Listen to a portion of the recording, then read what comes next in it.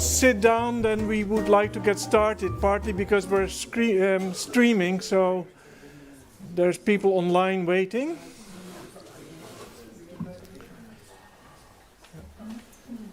So welcome here to you all.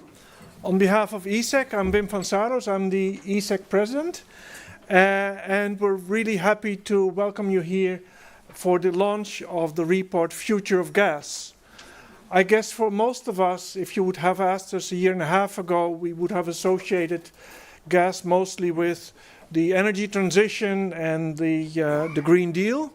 But since the war in Ukraine, I think it's widely known that gas is also intimately connected with energy security, the geopolitical situation, and even energy poverty these days. So the report that we will launch today is very timely, and it's very opportune to have you here. And we're very happy to see such an audience here today to also discuss it and to have several of you here contribute to the discussion later. So in particular, welcome to the representatives of the European Committee, the representatives of NGOs and industry, and also the members of the working group who are here and the members of the Energy Steering Panel. I know what you want to dive into the topic right away, but let me just take 2 or 3 minutes to tell you a little bit about EASAC. EASAC is the European Academy's Science Advisory Council.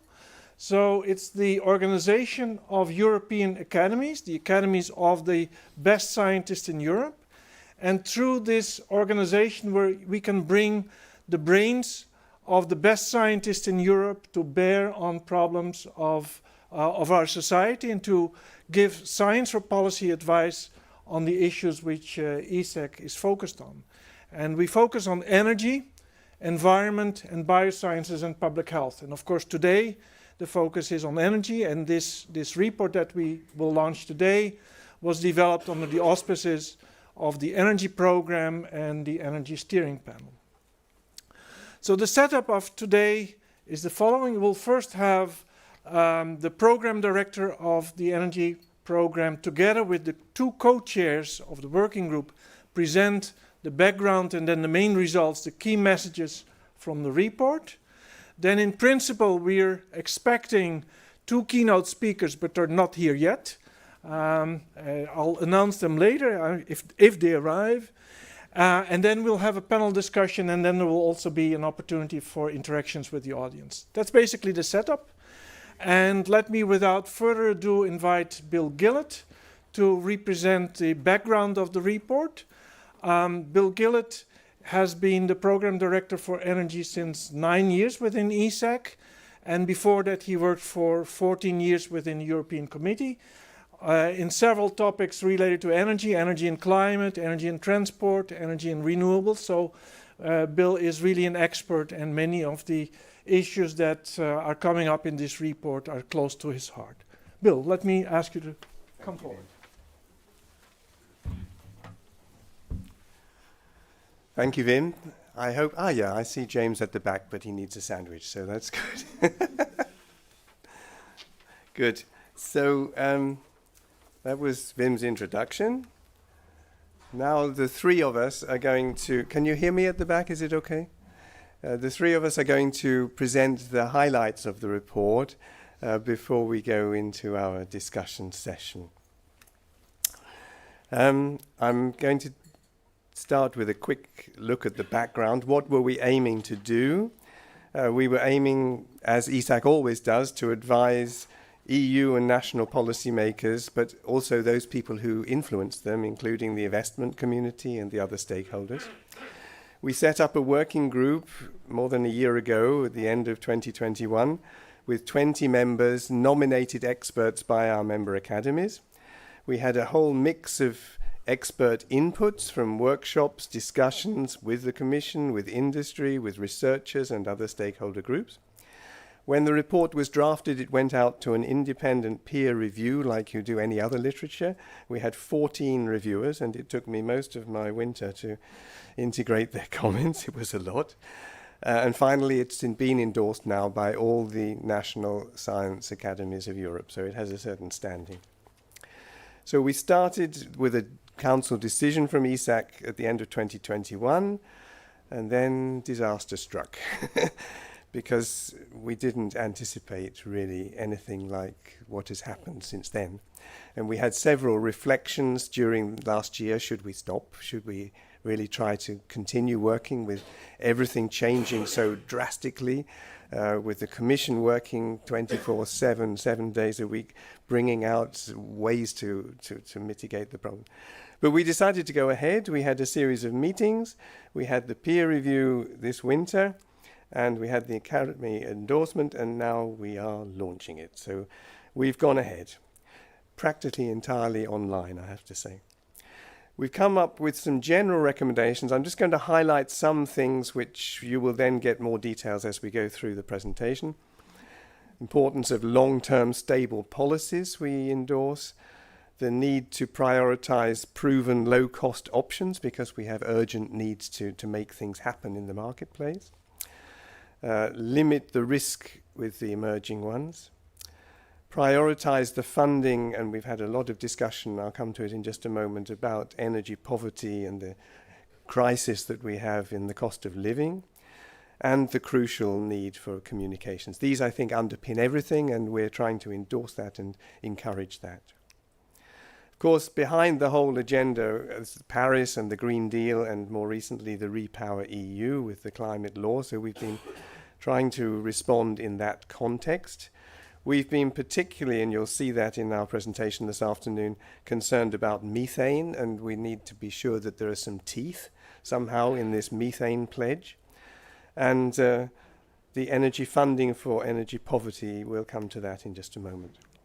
So we see 3 interlinked goals, and we're going to present to you the report now in each of these 3 goal-focused areas: affordability, security of supplies, and the greenhouse gas emission. And these 3, they interlink, they're interdependent, but they each have their own complexity, and that's what the report has tried to pull out. And of course, to meet these challenges, I would basically say everybody has to be involved, and I'm delighted to have the Consumer Association with us this afternoon, because we have to engage with real people out there, not just the industry, not just the policymakers, but also the educators, and not least the investment community. So affordability is a really difficult issue at the moment. There are families out there who are trying to decide whether they heat their house or whether they feed their children. Eurostat did a very good survey in 2020 and found 8% of the population unable to keep their homes warm in the wintertime. That's a lot of people. The Energy Efficiency Directive, I'm quite excited, very recent. It's more recent than the report, I'm afraid, because we had to get all these endorsements, so we were not aware that the final definition of energy poverty had been adopted in the Energy Efficiency Directive. But we will go on to say that it's good to have a definition, but it's a very loose definition. And I think what it means is that everybody will interpret it themselves. And so maybe we can discuss that a little bit more. And of course, this cost of living crisis is increasing the energy poverty. And that's what's worrying us. Now, there's been a discussion that the Social Climate Fund will address this affordability. It will redistribute the revenues from the ETS. And to some extent, it seems to be the tail wagging the dog, because the size of the Social Climate Fund seems to be determined by the available money from the ETS revenues. What we're trying to say is that actually you should look at the dog's head, not its tail. And we should be saying, so how much do we really need to address energy poverty? And we must recognize that the ETS revenues, if it's successful, and it's been successful until now, will go down in the years to come. So we should already, at least that's one of my questions, we're saying we should already be thinking about how we're going to fill that gap, because it's not obvious that energy poverty can be removed very, very quickly. So I hope we can have a little bit of debate about that. And the other thing that we have energy poverty budgets, but we may need to be more helpful country by country on that. When we were looking, it wasn't so obvious that some of the poorest countries knew where their budgets were going to go, and we've had quite some feedback from particularly Bulgaria, where the complaint is that the government is just giving the same level of funding to everybody, irrespective of their financial status. And that's really not the best use of very precious funds, especially when we're trying to convince the richer countries to provide funding which will eventually go into the poorer ones. So other areas that we've commented on the affordability, I'm going to go relatively quickly because you've got the report. We recommend that the high prices which are incentivizing energy saving at the moment, we have to think a little bit about this whole question of capping and how we use our resources to manage the challenge of energy poverty whilst maintaining the incentives for energy and emission savings. We need to be thinking about the two dimensions of poverty reduction. One is to pay the energy bill, but another is to invest in the technology to reduce the energy bill. And it's not clear that that message has got over, that we really know what we're saying to people about using that money wisely. So in terms of low-risk policies, we need long-term stable ones. I think Eurostat could do more. They did a nice survey, but in their what they call the SILK reports, these statistics on income and living conditions, they could actually publish energy poverty reduction data. It'll be coming in through the national energy and climate plans. The Commission might do it, but to have the kind of maps and the visibility that Eurostat has, it could be that better energy poverty maps would be useful, and they would also be useful for the heat planning that's necessary at member state levels. I'm going to stop there and hand over to Anna. Yes, we were very happy to have two leading scientists lead the working group. And Anne Neumann is a professor at the Norwegian University of Science and Technology in Trondheim. She's also a director of the Energy Transition Initiative there. Her background is in industrial organization and organization of the markets, the energy markets. She holds a PhD from Dresden University and also worked in Potsdam and Bergen before coming to Trondheim. Anna. Thank you very much. I'm glad to be here. Provide the main findings and recommendations for the perspective on the security of energy supplies, natural gas supplies here. So in the report, there's an extensive chapter on that. I'm going to be very brief to allow more time for discussion, which I think is much more important at this time. The good thing is that over the last year and a half, everybody has been educated about natural gas, and everybody is basically aware now that about 1/5 of consumption is based on natural gas. That is centralized or focused on 8 countries within Europe. So it basically spells out nicely that there's different requirements and policy responses required in each of that member state. What happened since last year is a rapid decline in Russian natural gas supplies, and the response from member states, I think that is what we are trying to focus on here, is how we can ensure that nobody was without natural gas supplies over the last winter, is that the governments have increased supply from sources, including the restarting of mothballed coal-fired power plants. They have delayed the closure of coal-fired power plants and also extended the operational lifetime for nuclear power plants. What we see is that since 2021, LNG imports have increased also. The US already accounted for 1/5 of all European LNG imports. That increased over the last period. And in addition, we also have seen that there is that the European Union altogether managed to invest and deliver 12 floating storage and regasification units. So as a response to the crisis, actions have been taken. What we are trying to do now is to basically elaborate on our recommendations. that aggregate EU has been implemented. It has been reported that it was well, from a European perspective, it has been a success. I think we did not evaluate the effectiveness of this instrument. We just endorse that it has happened, it is implemented. People are used to the Prisma platform now. They have registered there, and I think it's a good first step, and we will see if that can secure enough supplies to get us through this and the coming winters, in addition with hopefully mild temperatures.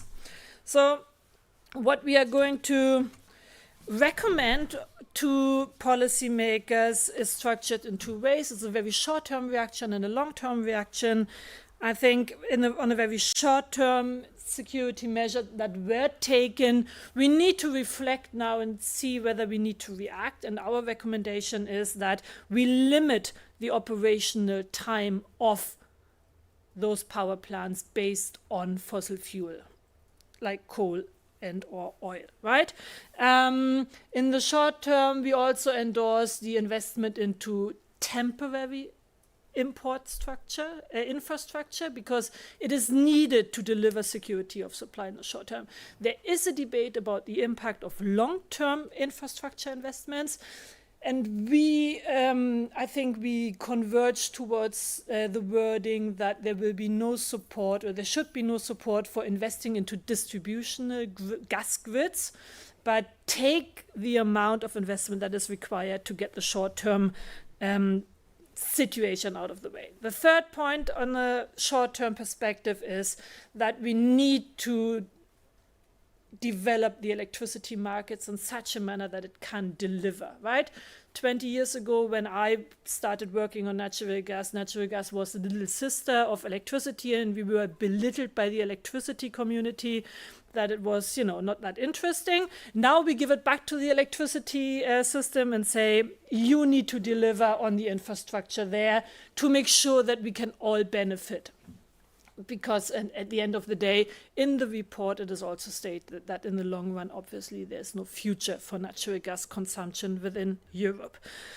That then also requires the extension or strengthening of the grid capacity. So it's grid, storage capacities, and so on, to deliver secure supplies also in cold winters.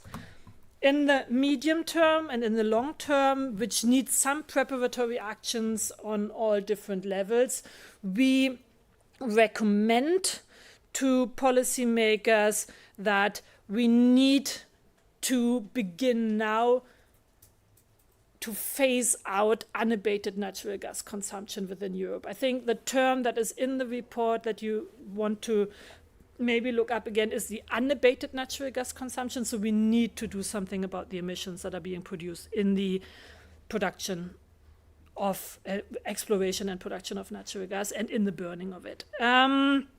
We think energy efficiency measures in the building, transport and building sector will reduce natural gas demand. So that will add up together nicely, pointing us towards a decline of that fuel within, or the role of natural gas within Europe. We will want to share the risk in investments in hydrogen pipelines. So I'm not explicitly talking about hydrogen myself here now. I'm focusing on natural gas. We can discuss hydrogen later on, I think. And we need to invest into the workforce, right? We need to make sure that people are educated in the universities and also in vocational training to be able to deliver that future. Taking together, I think for the long run, it's important for all of us to minimize the transport of gaseous fuels with low energy density over long distances, because it increases the carbon footprint as well as the costs. And we note in the report also that the security of supply should not be used as an excuse for delaying climate actions now, or for outsourcing energy-intensive industrial production outside of the EU. That's in brief what we want to say that. I'm going to hand over to my dear colleague, Neven. Neven, I would like to invite you. Neven Dujic is Professor of Power Engineering at the University of Zagreb. But his interests are much more wider in the energy area. I've never heard a discussion where Nevin doesn't come with the latest data and the implications. And so we're very happy that he also was willing to co-chair the working group.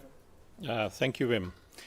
So how to reduce the greenhouse gas emissions with gas? Well, one of the issues that was neglected for a long time was upstream leakage of methane. We actually don't know that much how much gas is leaked. And if we have a 4% leakage, and we count on next 20 years, it's actually worse than coal for heating. So these leakages are important. Some natural gas coming from one sources are well managed, so there is no leakage. Others are bad. EU should monitor that. Now we are starting, action is being taken in that direction. Regarding the buildings, we have a relatively good strategy on heating and cooling from 2016, which is not really that much mentioned. It's becoming a little bit dated. There is a wave of renovation. There is EPBD proposal. We have proposal for ETS2 to include gas boilers or heating into ETS system, which is a very good way to go. But we think we should do much more than that. 8 countries have already banned gas boilers in new buildings, and we think EU should do that. There is no future for gas boilers in heating, because these cannot be decarbonized simply. Why? If we consider decarbonization of heating using gas boilers, we are going to need around 6 times more electricity from renewable sources to produce hydrogen and then to burn this hydrogen to heat our homes than if we do it with heat pumps. 6 times more impact on the environment, 6 times more area. This is not really reasonable. If we go to electric gas, synthetic gas made of green hydrogen, it's even worse. It's nearly 10 times more primary energy. It doesn't sound like it's going to really to happen.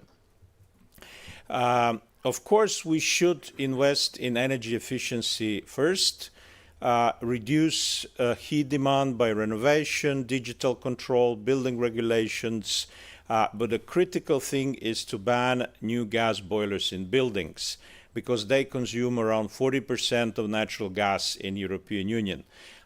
We should clearly set up or follow our own strategy that says go into district heating and heat pumps.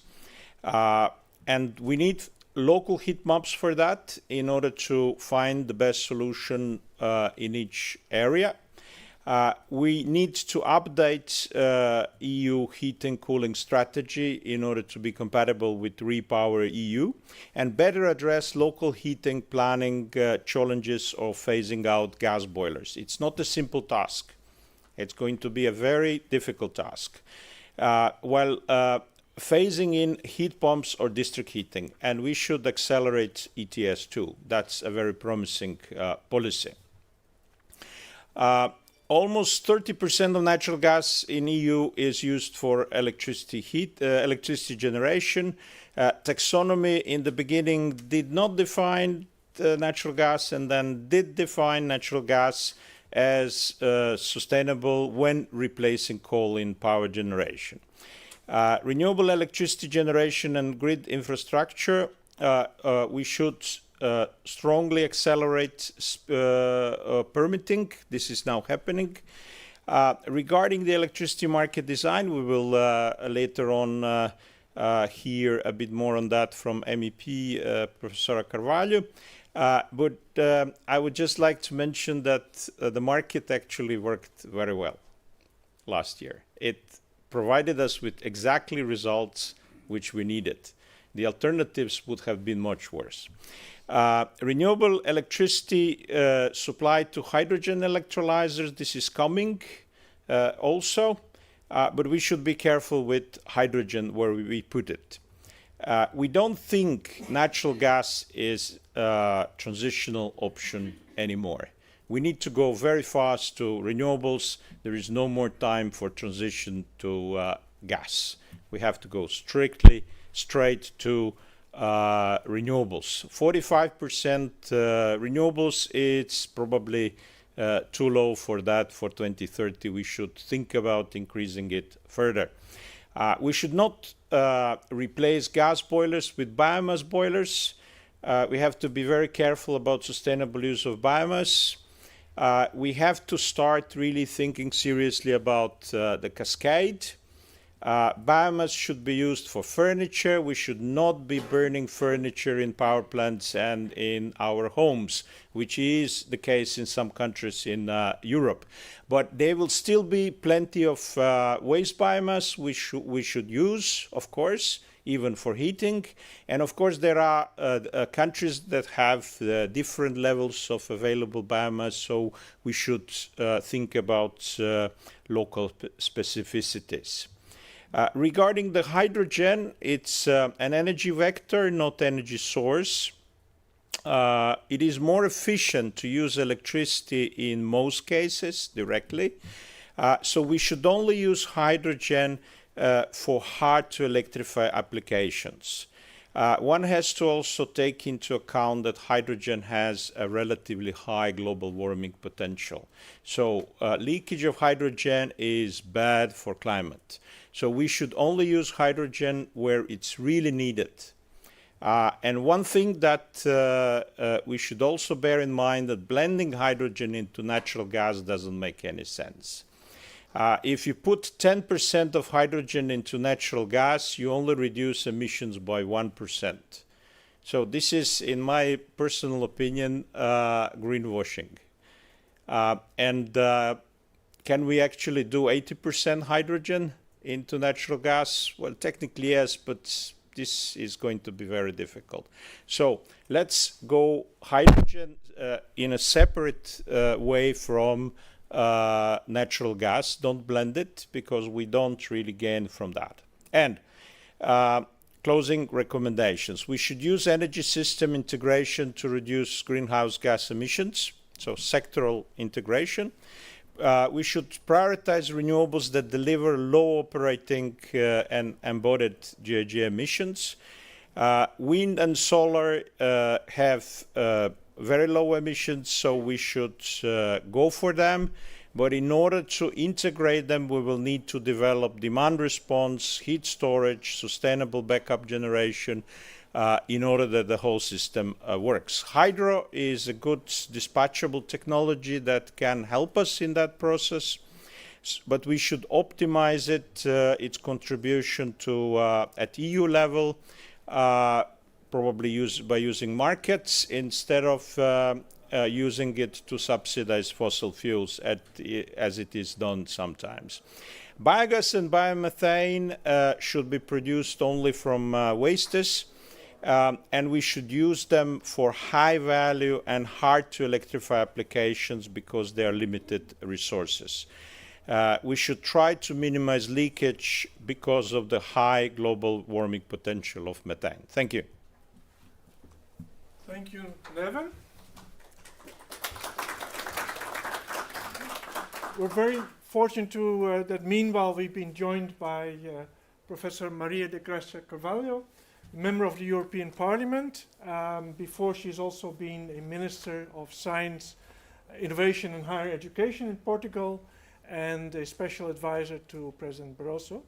And we're very happy that you've accepted our invitation to give a first reflection from your point of view on this EASAC report. Maria, may I invite you?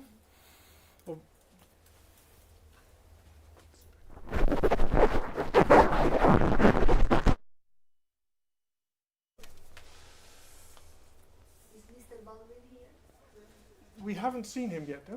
Because no. I was with yes. another event this morning. Ah, I see. So he will listen to me. We're still hoping that he will come in, and otherwise we'll then switch to the panel discussion.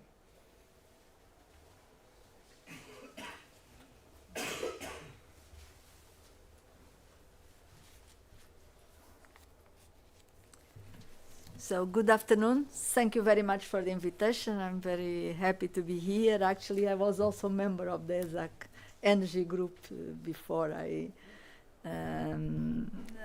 joined the Brussels hats. But my good friend Bill has made the favor of making me always aware of your work and to feel part of your work, and I thank you for the very good reports and the good work that you do to assist the policymakers. I'm a big defender on the policy-based, science-based policies, the policy advisors, and you do a great work together with the other academies to support both Commission, Parliament, and in general the member states. I had a quick reading through the report. Unfortunately, I'm in the middle of two reports. I'm both shadowing the electricity market design and in the REMIT. The electricity market design, the deadline was yesterday. The REMIT is today, so not a lot of time, but it's a very holistic and good overview what is necessary to do. But fortunately, we are already doing a lot of these things, and for example, in the methane strategy that we have discussed very recently in the Parliament, and the other that is the very ambitious revision of the directive of the energy efficiency in buildings, that we have several recommendations that you have put. Not recommendations, we have included several points that you are recommended in your report. Actually, we are doing probably I would say, I don't recall, biggest public intervention of public policies that there is memory in the recent times, because we are really doing, it was a package of 17 directives and regulation, touch a lot of areas of the society, from transport, maritime, flights, road transport, the buildings, the electricity production, the energy production, the industry. Now we are in the industry and the raw materials and the electricity market.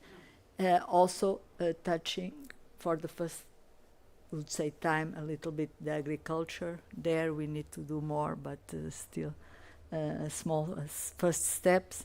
Also the forest, we have been working on this. So it's a very impressive package, and that has done in a quite short time from the perspective of legislative process in the European Union. For example, the electricity market is a very, very short time. It was published on the 14th of March. We had already the reports. We are having the amendments yesterday, and today we will vote one of the reports in July, still the electricity market, and the REMIT in September. And we want to have it in plenary still in September or the latest in October, to be able to negotiate until the end of December, because after it starts a bit elections mood, and it's dangerous not to finish in December, mostly January, beginning of February. Thanks again for the report, and as I said, it's very much in line with the thinking of the Commission and the Parliament, and in a certain way the Council, because most of your proposals are already including or in the pipeline. I'm not easy. Yeah, listen to me again. You could be late 10 minutes because you have listened to me already this morning. I'm concentrate the second part exactly on the electricity market design and on the remit. We had the live facilitate because we have a very good proposal from the Commission that always good, that you don't need to change so much. As Professor Nevandwich has said, the proposal of the Commission is based for the assumption that the market has worked. So the crisis that we had was not a market crisis, was a crisis of the gas and was a crisis of imbalance between supply and demand. So the main features of the market should be kept. And we share the same feeling. So, in certain ways, a proposal that is quite balanced between security of supply, market-oriented signals, so incentives to investments and protection and involvement of the consumers. It puts a lot of emphasis on the long term. So to make the market more resilient and more resilient to short-term price fluctuations. So a lot on CFDs, contract for difference, the bidirectional contract for difference, also the PPAs, the power purchasing agreements, and there I have included some amendments in order to have guidelines that are some orientations that are Europe-wide, that each country doesn't know their different guidelines and provokes a fragmentation of the market. Also, it looks to stress the consumer protection and the consumer involvement, consumer protection in terms of more fixed contracts, more choice of multiple contracts, multiple meters, and mixed fixed and dynamic contracts, and that is good. We also went a bit further in our amendments on that part of the consumer protection, and enhance the flexibility and the demand response and storage. I went a lot further on that because I believe that is decentralization and the flexibility and the digitalization of the market is the way for the future. So I try to remove the barriers to that and to make sure that it's easier to share the energy communities. So a set of important amendments on that. So what I have included that is not in certain way touched by the Commission is a framework for investments in grids, and that was quite largely mentioned in your report. We need to have we don't have a clear framework for investments in electricity grids, and we need that.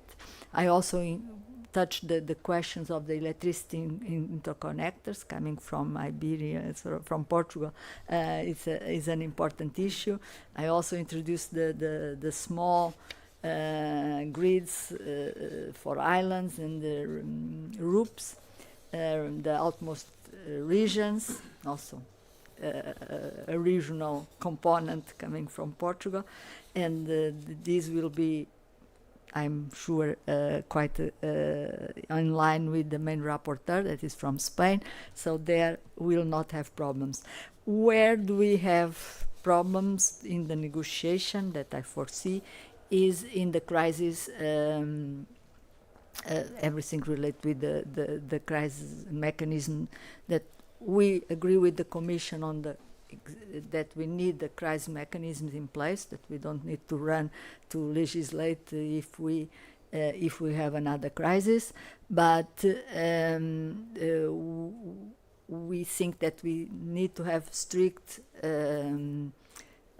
criteria to declare crisis. We cannot lower the criteria that the Commission is putting, because otherwise we will be always in crisis. There we have a divergence with other colleagues.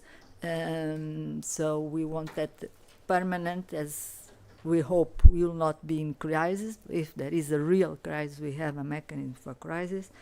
And the second point is on the cap on revenues that some of the colleagues, including the rapporteur, is putting an amendment, putting a cap revenue on inframarginal profits, and this will quite damage the market, mainly the investment on renewables. So that is, I would say, the main point that we need to find a compromise or not, we will see, because it's quite a red line for us.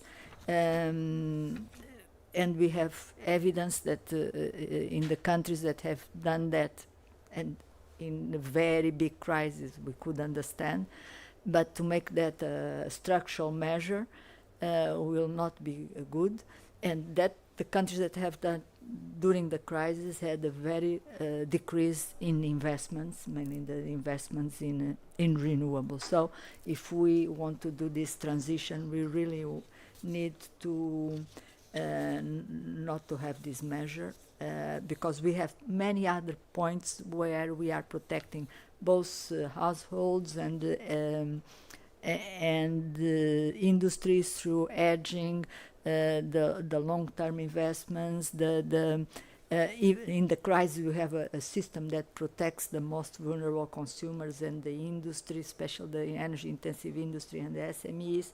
So we don't see the need for this cap, and will be, as I said, the main point for discussion. On the remit, we are increasing the transparency, the powers of EASAC, not as much as some of colleagues will like it. Mainly the Greens are pushing for more, because we increase the powers on investigation, but not in the enforcement or in the sanctions, where we leave to national authorities. And there is some colleagues that want to put all this at European level. So it will be an interesting discussion, but I suppose we will find a midway. And also the discussion, all third countries can participate. I'm of the opinion that third country, we don't need to have a huge or an office established in the EU in order to participate in the market. This is the proposal of the Commission, and this is the opinion of several colleagues. I don't think so, because we will shrinking the market, and we need to have many players on the market. We really need them, and it doesn't avoid that they misbehave. Gazprom had big office, namely in Germany, and they misbehaved anyway. So that is the two more controversial points, and we will discuss that until end of December, so we will have opportunities to continue this dialogue. Thank you very much. Thank you very much, Professor Carvalho.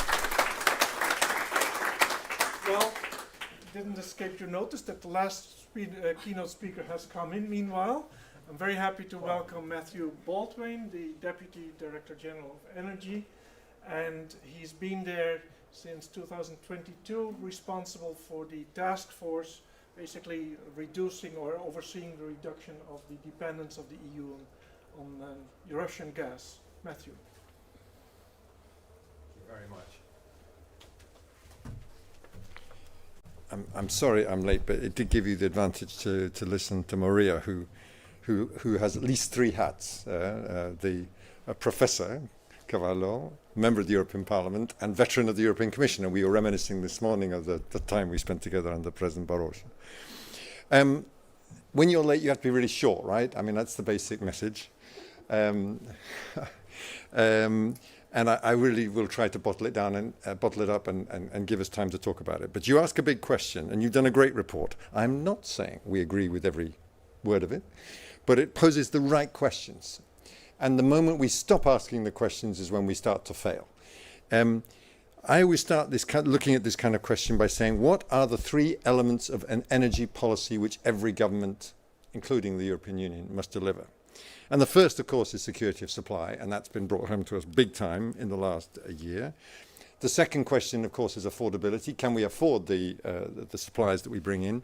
And the new and an increasingly central tenet, of course, is the sustainability of that and the ability of what we bring in to take us further towards the transition.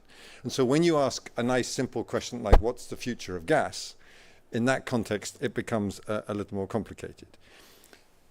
To tell you what you know, gas remains an important transition fuel. If every one of the studies we produce maps out a future for gas in our pipelines all the way through 2049, it's a declining role. One of the things which looks anomalous given the activities that I'm doing, which is running around the world trying to bring more gas into the EU to replace the molecules we lost from Russia, is that in fact our transition as a direct result of the war and the manipulations that our friend Mr. Putin was doing before the war, has accelerated the green transition. So if you want hard evidence of that, last year in 2022, when carbon emissions were rising again globally, unfortunately, carbon emissions dropped by 2.5% in Europe as a direct consequence of the actions we took, not just in the European Commission, but across Europe, to reduce our demand for gas, to step up the renewables transition, record years, certainly for solar, also very good for wind. And of course, at the same time, we managed to replace an amazing number of the gas molecules that we lost from Russia. So in the very short term, the game continues. This week, in the energy platform, we had stupendously good news. The first tentative steps towards joint purchasing appear to be working. We aggregated demand of more than 11 billion cubic meters of gas. And I think I can say this in this private context, the near miracle is that we've had not just supply that matches 90% of that demand, but it actually meets it across all the different virtual trading points. So we now are in the hands of the negotiations between the demand and suppliers, and even the European Commission is not trying to manage that part of the process. This remains a fully commercial thing.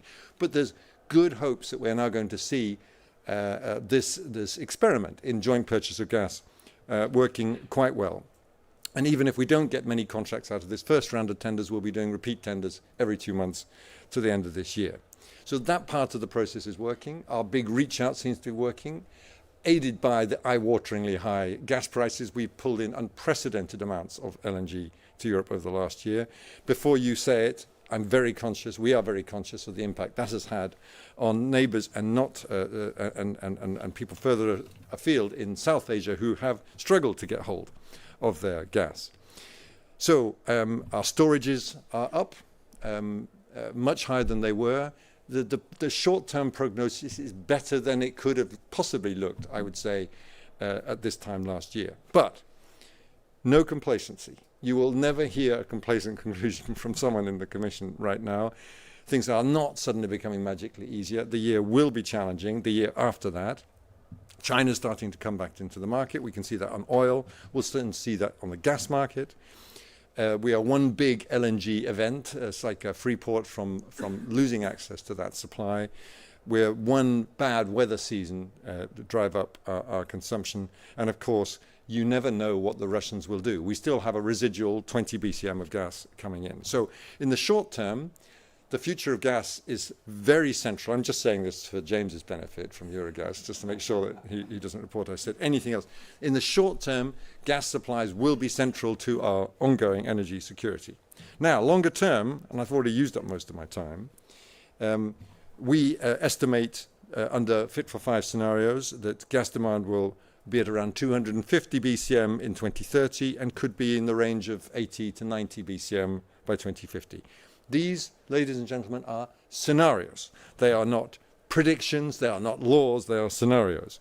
But it is clear that we will foresee, and for good reason, a structural reduction of our gas consumption in the coming years. Where's this going to come from and where are the replacement molecules? Well, firstly, an increasing role for hydrogen, as well as biogases such as biomethane. Secondly, we will see, I hope, a gradual phase-out of natural gas from our energy system, ensuring that it continues to be affordable. We are consciously now in building a renewed focus on energy efficiency and on renewables, moving towards the energy system of the future. What are the key principles? More efficient, less wasteful, based on renewables, particularly renewable electricity, using the straightforward conversions to our heating systems, for example, by heat pumps, more flexible, better integrated through interactions between sectors and between energy carriers, whether it's in power, heat, or hydrogen.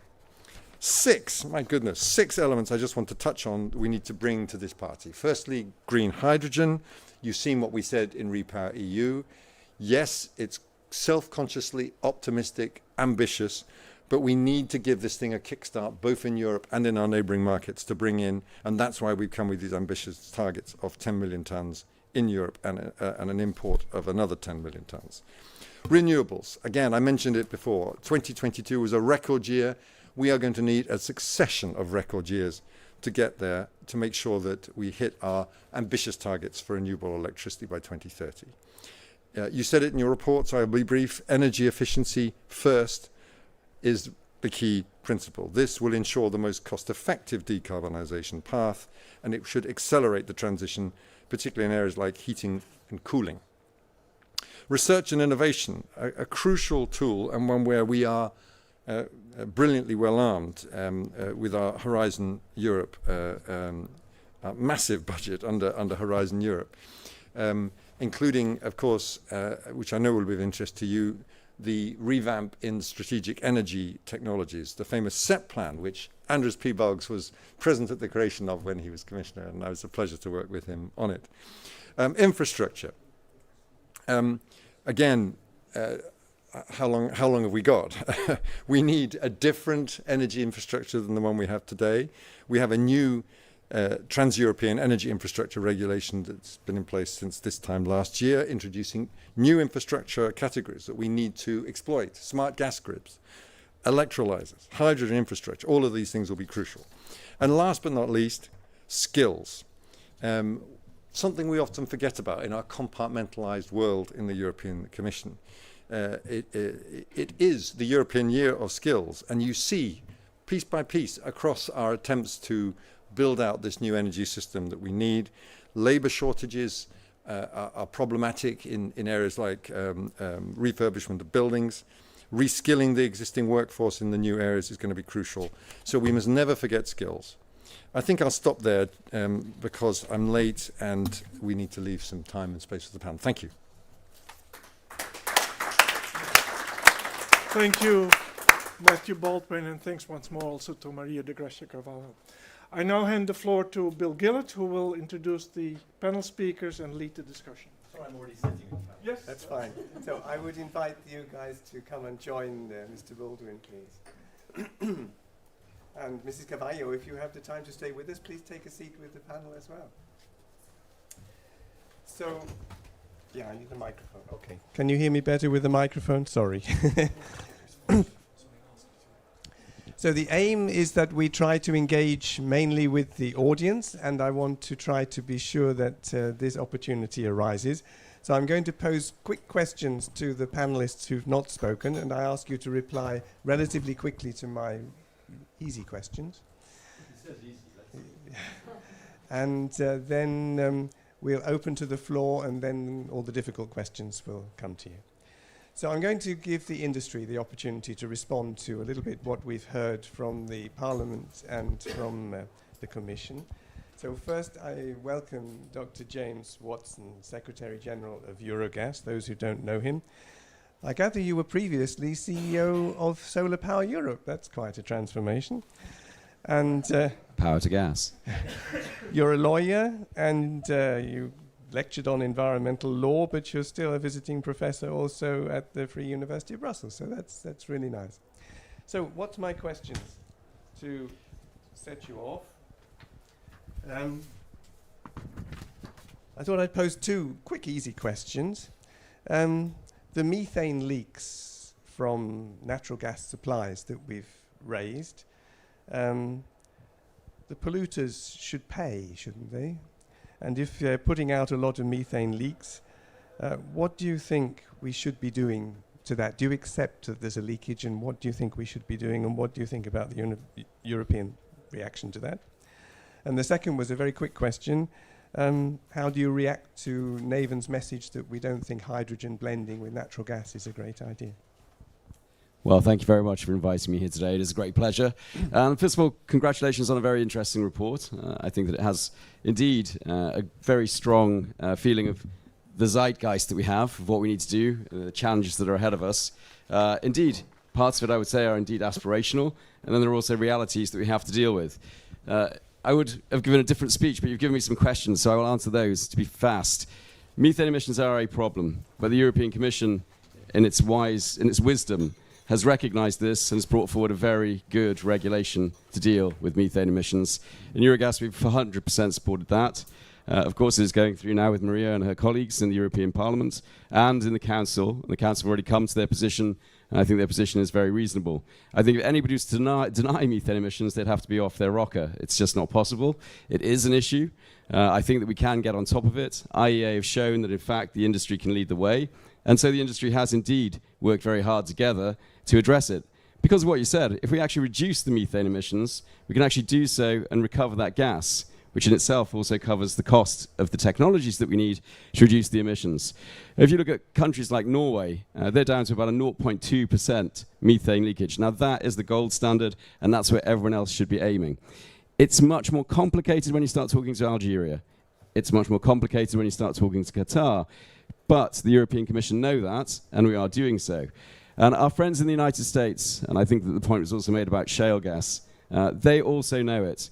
We have a very strong relationship with Brad Crabtree, who's the Assistant Secretary of Energy. He is fully on top of the methane emission problem that exists in the United States. They will bring forward their own methane regulation, and our job is working with them and their industry to make sure that we have comparable regulations in the EU and the US, because you've already pointed out the US is going to be one of our main suppliers. In fact, many did before you arrived also, Matthew. This is the reality. Two like-minded regions. That's better also for security of supply. We're both democracies. We both believe in rule of law. And I think that if we work together, we really will get on top of the methane emission problem. In terms of blending, I think you know very well, this is a sort of willful misrepresentation of what we think about blending. Blending is not an end point. It's not. Nobody believes that. However, how are you going to scale up hydrogen? Are you going to build an entirely new pipe system now? No, you're not. If you can, and in some parts you can inject hydrogen into the existing gas grid. We say very clearly, when you get to 20%, it makes no sense to blend beyond that. You're not necessarily blending for the climate benefit. You're blending to get the volume of hydrogen up to scale quickly and effectively, because this is the most cost-effective way to do it. Once you get to 20%, you convert to hydrogen. There is no point trying to run methane and hydrogen through the grid at that point. So I think the industry has been 100% clear on this. On many, many occasions, we get asked all the time about blending, but we don't believe in blending as an end. We believe in it as a means to an end to create a hydrogen system. And I will end this point by saying that is not just the willful belief of a bunch of people in the gas industry. The French regulator, entirely independent, did a report on its gas infrastructure that came out in May, so same month as we are today, and they made the point in the Madrid Forum, which is a gas forum operated by the European Commission in Spain, just 2 weeks ago. They have assessed their gas grid, where it stands today, and where it will stand in 2050. And does anyone want to guess how much they think will be decommissioned by 2050? Very, very little. Why?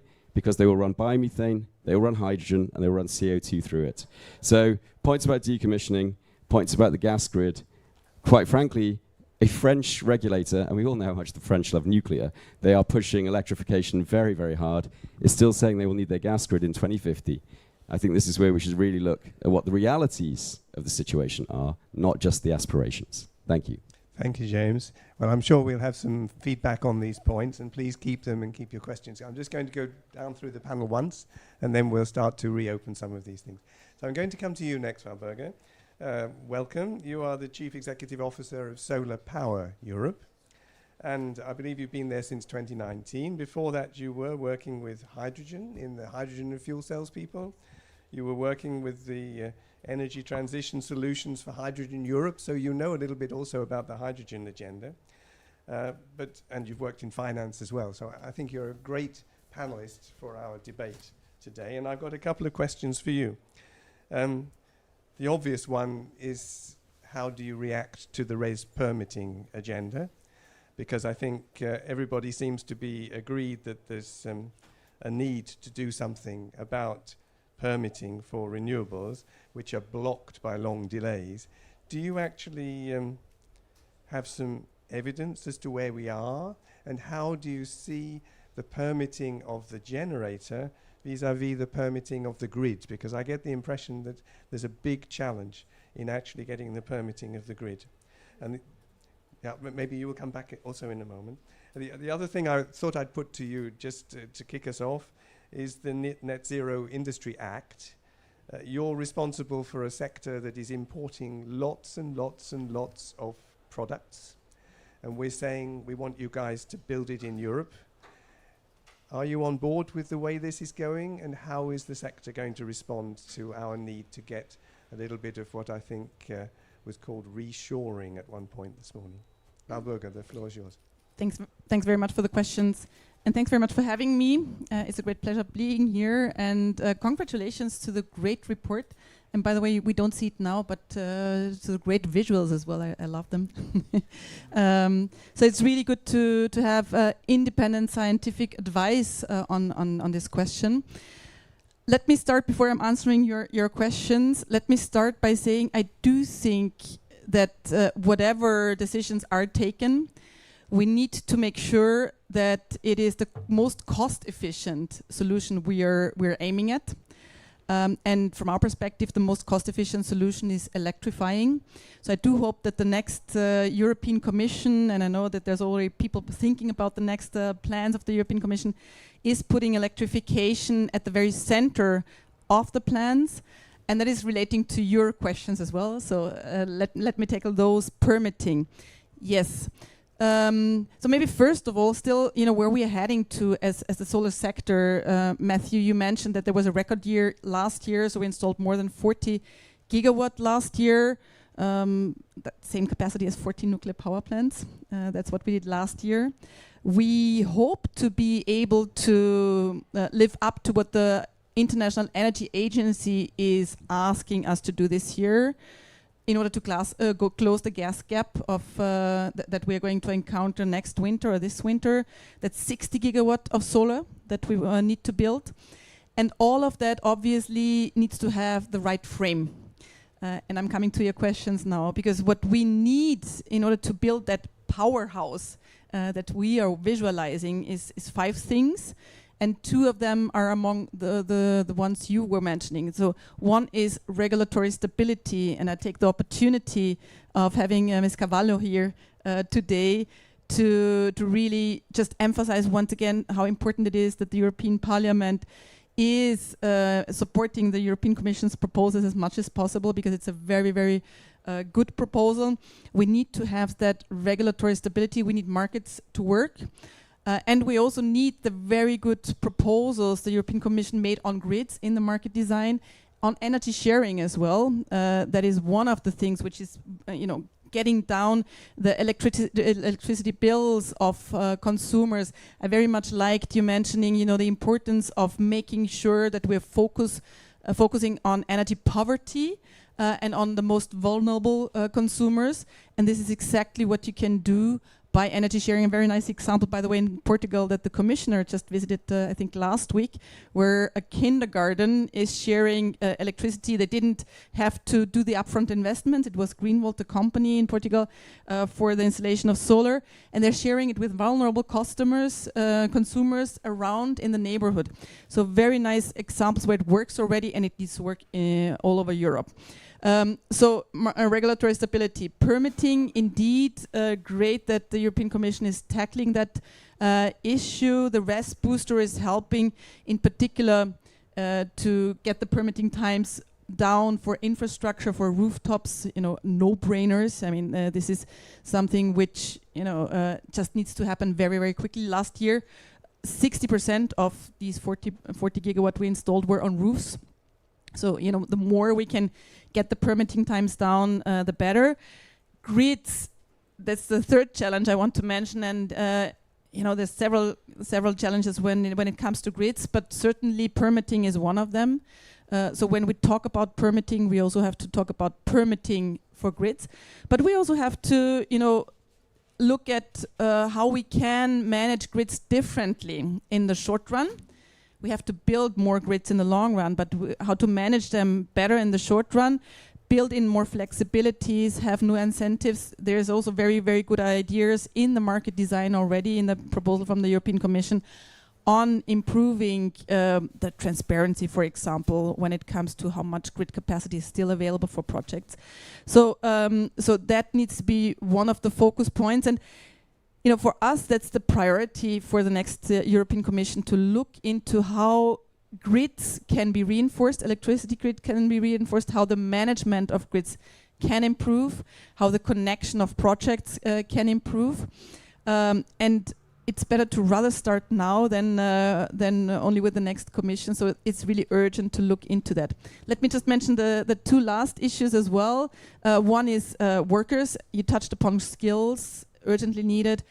In our sector, we will have some 1.5 million workers that we will be needing in 2030. We've been looking at the main sectors. We have 500,000 today. So it's a tripling, and some parts of the industry already have difficulties now finding skilled workers. So this is really a priority. And materials. So I'm coming to the industrial part. That's the fifth challenge, and the last one I'm stopping here. So Net Zero Industry Act and the green industry proposals from the European Commission are certainly going in the right direction. It's true that at the moment we are heavily dependent on one country, which is China, and that is, for many parts of the value chain.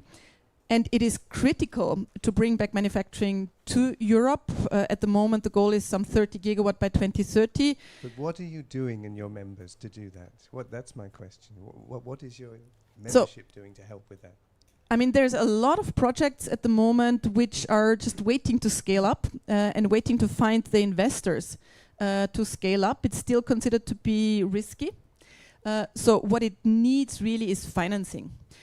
So the proposal from European Commission are very good in terms of, singling out solar and batteries as the ones which are really mostly dependent from other countries, and providing that possibility of having non-price criteria, for example, in tenders. So we do think this is important, but at the same time, if you're making it too complicated and not having the financial support at the same time, it will not fly. And this is what we are hearing from projects that are waiting to scale up. It's also not helping, obviously, that it is just so much easier to build in the US under the IRA, that it's crystal clear how much money you get in the USA. Many of the projects are just moving their projects to the US at the moment. You have evidence of that? Yes. There's projects who are building. NL just announced. Maybe we should come back to that, because I would like to go on to the Sure. next panelist now. So thank you very much indeed, Valburga. I'm going to come, because we've been talking a lot about this poverty agenda. I've got two questions for you, Jean. On the energy poverty, do you think this is something I must learn to accept, or can you foresee it being reduced in the future? What is your vision of that? And my second question for you is, you're a consumer organization. Are you a prosumer organization also? What feedback are you getting from your membership about the way things are going? Are they all NIMBYs when it comes to the grid extension? Are they part of the problem that we're facing, the consumers? Or are they trying, like Valburga, to get a panel on their roof? What are you hearing from your members, please? Yeah, thanks a lot for this, and thanks. Sorry, I didn't really introduce you, did I? You are. Sorry, I'm so sorry. That was really bad. I was so excited by what you were going to say, but I ought to just say that you're the energy lead in Buke, aren't you? And you specialize in decarbonization issues, and you were previously a policy manager in Liquid Gas Europe, so you know a bit about that as well. So and not to mention your work with an Italian MEP, which must have been good fun.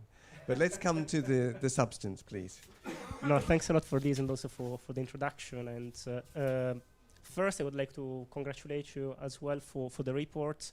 Report that is extremely timely. Actually, I spotted yesterday that the Brussels gas and electricity network operator is running today, I mean these days, a consultation on their network development plan for the next 5 years. And one of the things that they're looking into is hydrogen in residential heating that, as your report says and as other reports say, doesn't necessarily make sense because it's going to be expensive and potentially not a viable solution. So, maybe a tip is maybe send over your report. Maybe they didn't read it yet. So I guess that these could be helpful. Moving to your questions on vulnerable consumers. So what we know is that the way we're heating our homes needs to change. Because 80% of us are heating our homes with fossil fuels today, and we need to move to electrification or district heating to decarbonize the residential heating sector.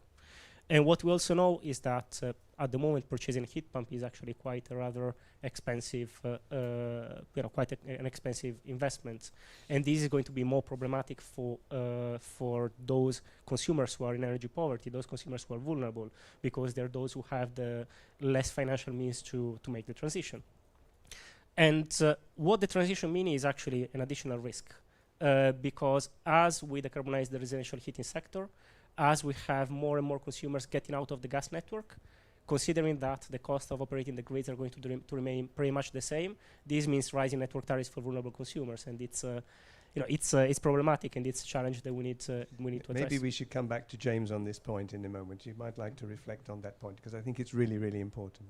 So what we need to ask ourselves is how do we make sure that consumers who are already struggling today are not struggling more and possibly are struggling less in the future when the transition will take place and when the transition will be completed, right? So one thing that I found very interesting in the report, and which we totally agree, is what you mentioned about subsidies. I mean, at the moment in several countries, everyone gets the same amount of subsidies to purchase a heat pump, and potentially is a waste to some extent of precious resources, because I don't know, people who have a mansion with a swimming pool don't necessarily need public funding to purchase a heat pump. I mean, you can just tell them, listen, you need to stop using gas and just buy a heat pump. So what we would like to see is more targeting of these public resources, making sure that there is more intensity of support to those consumers who need the most support. And again, with the Social Climate Fund, it was a first step towards that. I mean, making sure that the money goes to the most vulnerable. When it comes to running costs, I mean, we know that as we decarbonize the power sector and electricity prices will potentially go down, and we also know that again, heat pumps are much more cost efficient to run, and compared to gas boilers today. So the energy transition, we see it more of an opportunity rather than a challenge for vulnerable consumers. Of course, if we are able to bring consumers on board. What we think that is positive is that the Commission will come up with, towards the end of the year, with a heat pump action plan, aiming to address some of these challenges.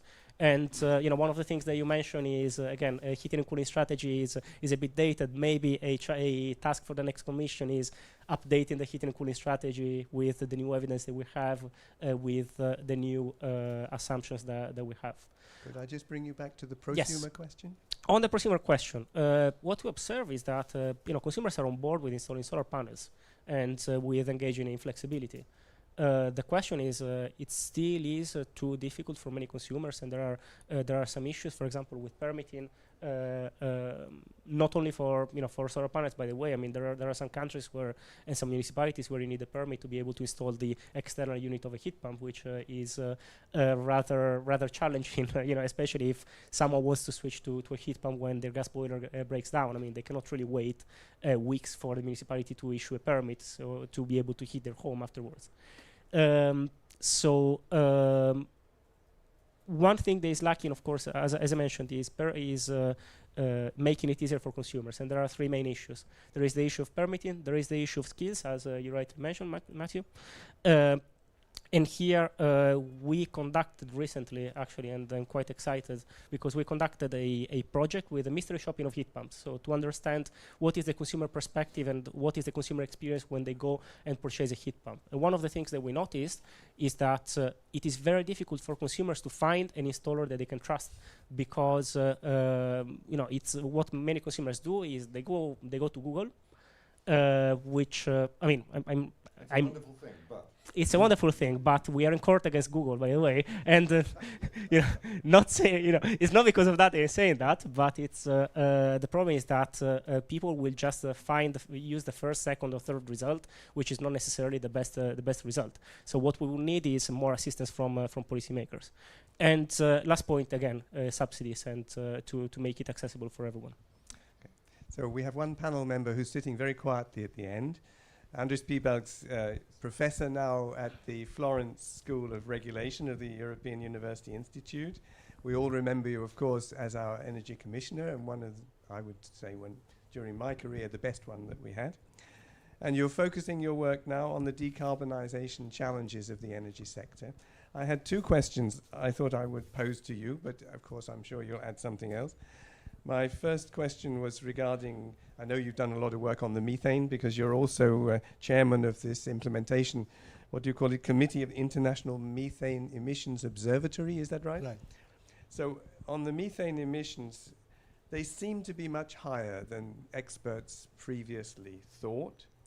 We've got a global warming potential which is 80 times if we look at it over the 20-year period, and that's the crucial period for climate change, for the global warming. It's the next 20 years, not the next 100 years. So with a global warming potential of 80 times that of CO2, do you agree that we should be somehow prioritizing imports of natural gas and LNG with low methane leakage rates as well as low prices? In other words, should Matthew have on his tender documents a criteria of some sort for the leakage, as well as his objective to get the price down? So that's one of my first questions. The second, and I remember you talking about it when we were together in Riga a few weeks ago, is hydrogen imports. I know you've done a lot of work on this. Would it really make sense in the future to import green hydrogen from third countries? And if it would, where would be the market? And what should the EU policymakers really be doing to prepare for that new market? So please, to you. Yeah, well, on the first question, we need to see methane developments in perspective.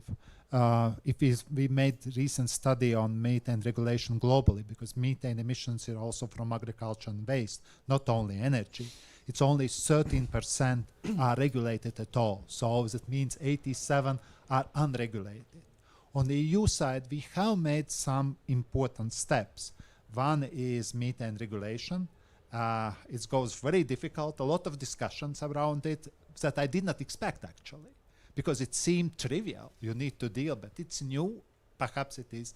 Then we have also revolution coming through regulation of maritime sector. Methane is coming in ETS through maritime. That is a perhaps inconsistency, but you can anticipate that methane will come in ETS in a time. And then there is a global view on emissions during the life cycle. It's also with fuel maritime EU, where we make from the well to the wake as a call, so the whole process. So we advancing out quite well, and I believe that internationally we are trying what we can. So the report puts right things, no question about it. What for Matthew, the first step is transparency. It comes also with a regulation. Then definitely would be better to have some type of, I would say not necessarily penalties, because we are very good in putting penalties wherever, but some incentives. If you bring cleaner, then it comes. It could come in the platform as a result that some incentives because it's cleaner product for consumers. So I think that is his direction on methane. On hydrogen, Well, I am a bit mixed feelings. From one side, I really believe that north of Europe and south of Europe could provide quite a lot of hydrogen. But what our position is that we would like the changes that happens also somewhere else. And if you don't start global developments, or at least regional developments, then it's, first of all, it's a bit foolish for the goals of global decarbonization. And second, well, you get more competitors. So that means makes a sense for imports.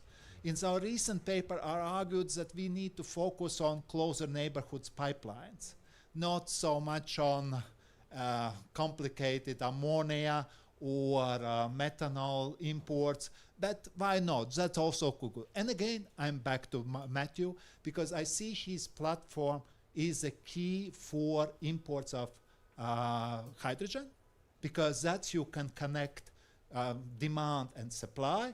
And I also would have to say something on biomethane. It will be definitely more local, EU, but otherwise it is too divided. So there is a need for aggregated demand because their investments are coming. So I believe that's what I would say. Now, if I could have a bit on report, because I think report is misleadingly called the future of gas. Actually, gas is mentioned there, but it's not the main. I would say it is a comprehensive view on transition, because the main value of the report for me would be for the people who write national climate and energy plans, because it gives the directions where you need to make a choice. You can go on national level for heating. I would suggest in my country, for example, but in some other country, you go decarbonization of industry. So you can't do everything at the same time, but this is like a cross-check. This we can do, this perhaps we should make it later. And I believe at the end, I would say that we have like three pillars for next action. One is definitely to make these climate and energy plans reasonable and efficient. Because Commission could check and send back, but that's not the purpose of them. So it's not playing this. But I think that is, the study helps a lot in this. The second, really to identify cross-border projects. Because coming out of the crisis, we came very well. Why we came well? There was like a BEMI plan for Baltic countries. Interconnectors have been built, not because countries could not build, but Commission tried to facilitate this interconnectivity. So I think for bigger projects, for hydrogen or for CCS, you need this regional cooperation, but very much facilitated by Commission. Otherwise, we will not advance. You take CCS. One is emitting, then is transport, and one is storing. Who is liable for this? How you finance this? And the third, we really need to think how we sell EU for investors. I have plenty of investors coming, trying to understand the EU system. I am trying to do my best, but it's complicated to take it simple. No, what they really trust that it will happen. I think that is on positive side. On negative side, it's a bit too complicated and we need to think about it. But there are some key elements. And Mrs. Carvalho keeps one of the key elements, this electricity market reform. If it comes in good shape, that very clearly stimulate investors, there will be a lot of private investors in supply side. There is no question about it. There are some areas like on heating is more complicated where we will need more regulation. But here it's not a problem. It's really this design, we'll decide on it. But it is only one of the elements. And I assume that perhaps we should not play so much on subsidies. Sometimes you need subsidies, but for investor, you need stability, clarity, and reasonable profits out of it on investment. And I believe EU could perhaps build its narrative for investors, not trying to copy that we are better than IRA for 10 years, that basically we are more providing for returns for your investment because of other policy elements, and don't expect that we will copy these elements. And it's up to you and you to make investment. But If you will not do, somebody else will do. I think Mrs. Carvalho is ready to respond a little bit, very briefly, please. Do you have to leave us shortly? I know that you have a stress today. 2:30, okay. Fine. Then a quick reply, and then I'm going to take the last presentation, because we have one panelist who couldn't make it, and we have her by video, so I'm going to put her on in just a moment. Just very briefly to say that is an honor to share a panel with Commissioner Piebalgs, and very happy. And I have a question that to you or to the audience when we open the debate, if we open. I always, in my work, and I did work in the past on hydrogen, saw the hydrogen to be used locally or quite near. Now we have a lot of enthusiasm, my own country, Portugal, Spain, to do a big pipeline to come to the Central Europe and Northern Europe. We will see in my own political group defending a big pipeline from Morocco to Sweden. Is there any evidence on the technology to do this transport of hydrogen? Is it affordable? Is it technical feasible? I would like to ask if you are aware of this data, or is a good study for the academy. Just a message from the Lisbon Academy. They are doing a very interesting energy sharing and solar energy with the neighbors, and they are very enthusiastic about energy, and they want to be more involved, and they asked me to pass you this message. So the Science Academy of Lisbon. Thank you. Very pleased. They cannot do better than provide to us the commission, the MEP to come and speak to us today. That's the best. If I may, because I think it's excellent question. For me, it is anticipation. We invested in bi-directional interconnectors, not because we had a problem at that stage. We just anticipated that will be needed. Also, Baltic countries were interconnected not because, well, there was a huge problem, but you anticipate that there is a need. So for hydrogen, we put a lot of, I would say, all our credibility in hydrogen. That's should be built. Just should be built, and it will accelerate developments. Where exactly should it go? Where exactly it should be placed? It's definitely with discussion of industry, but that should be done because we know that there is no other options, and we could read this report. There is not anything else at this stage that we could for decarbonizing molecules. We have something on biomethane, but there is always some limit.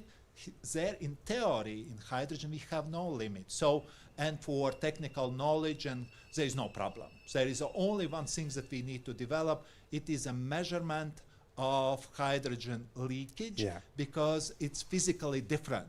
So that means that we can't use the same. This we need to work. But that is different story. And this we highlight in the report. I think especially even small leakages because of the high global warming potential. Yeah, it's not such a miracle. So I'm going to now invite our next panelist, who cannot be with us, but she sent us a message by video. So if you want to take a front seat here to see the video, please feel free to do so. I'm sure we can find a seat for you. And then we'll come back and open the discussion more widely. So I'm going to introduce Waltraud Schmidt, who is the head of the energy sector in the city of Vienna. One of the key actors to make this happen, of course, is the cities. And Waltraud used to work with us in the Commission. Some of you may remember her. And she's now been for 10 years or so running this. It's essentially looking at energy in the city. And let's see what she has to say. Here we are, Head of Department at the Urban Innovation. Hello from Vienna. Apologies that I cannot be with you in person. I would have really loved to meet back former colleagues from Brussels and also to debate Vienna's plans with you in person. But so I appreciate this opportunity to contribute this way, and actually congratulations to EASAC for this report. I'd like to first give you a few figures to see for you how the current situation in Vienna looks like, and then go into our plans how to phase out gas. In Vienna, we have 40% of households which are heated with gas and comparatively few, around 8% with oil.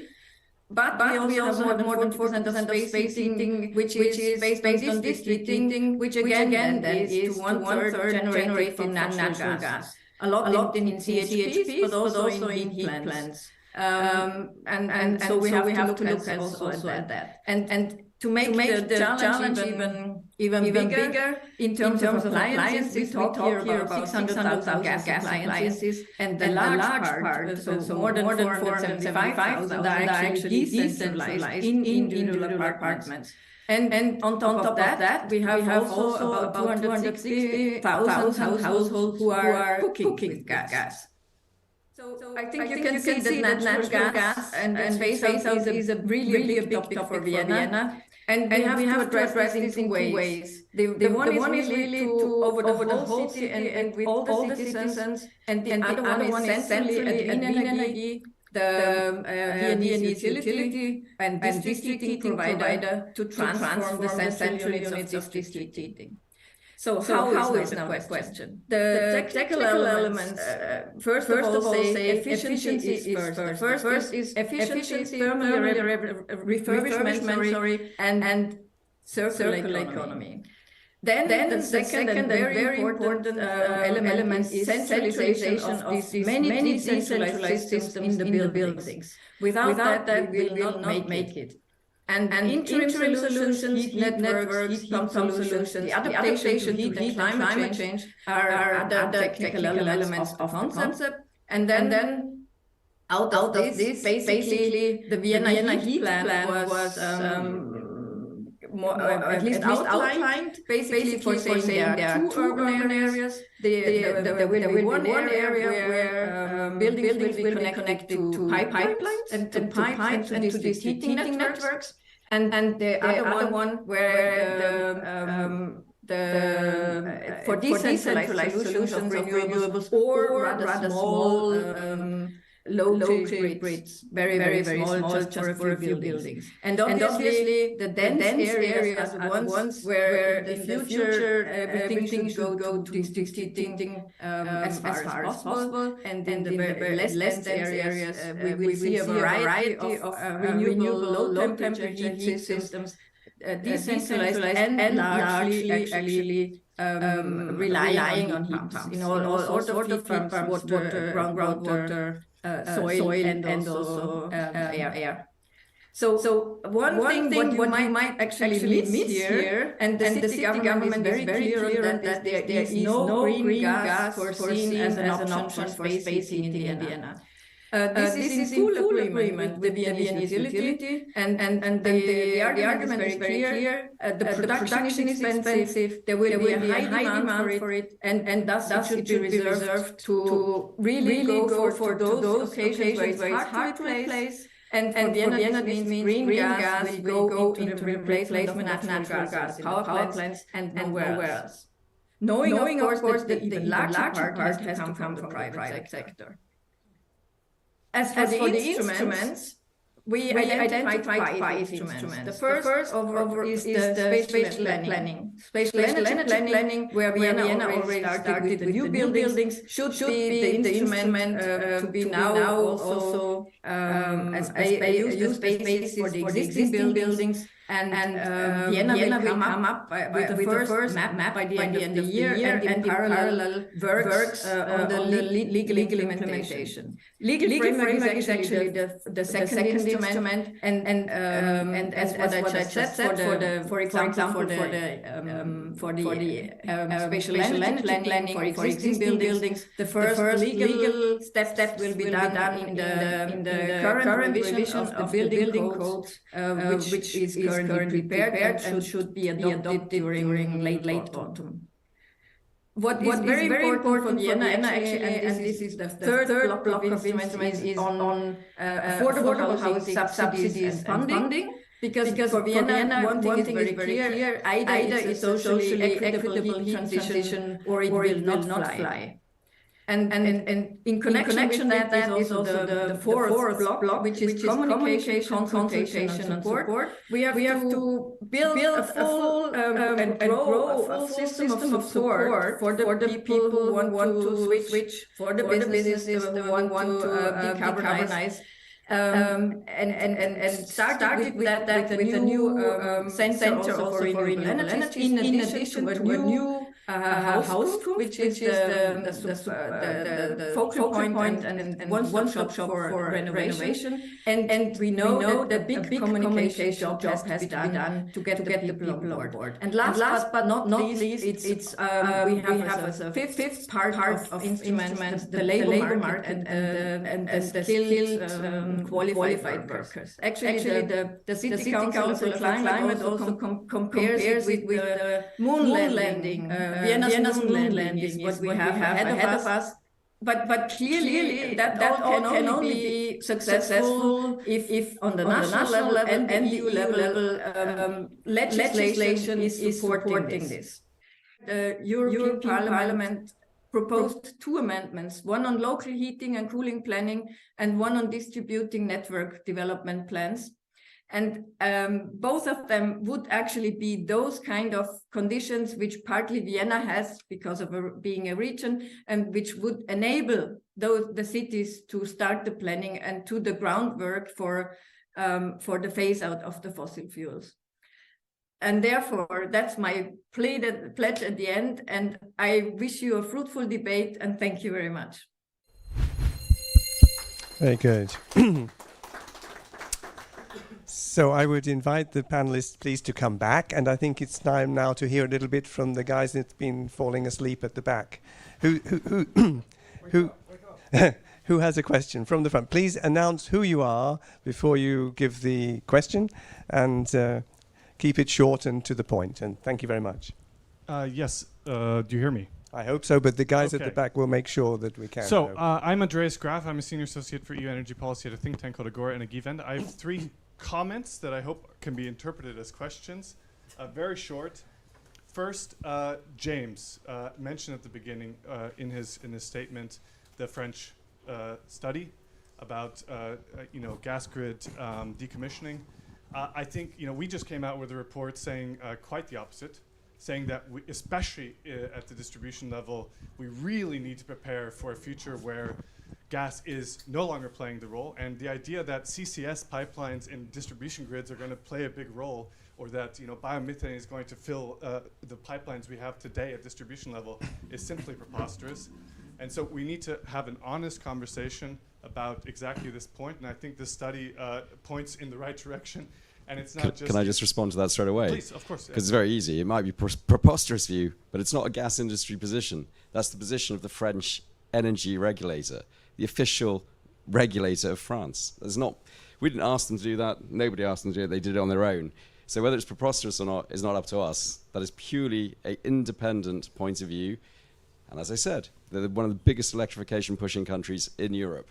Yet their regulator came up with that. In our study was developed with over 12 distribution grid companies. So, secondly, Matthew, no, of course it's your position. So, Matthew,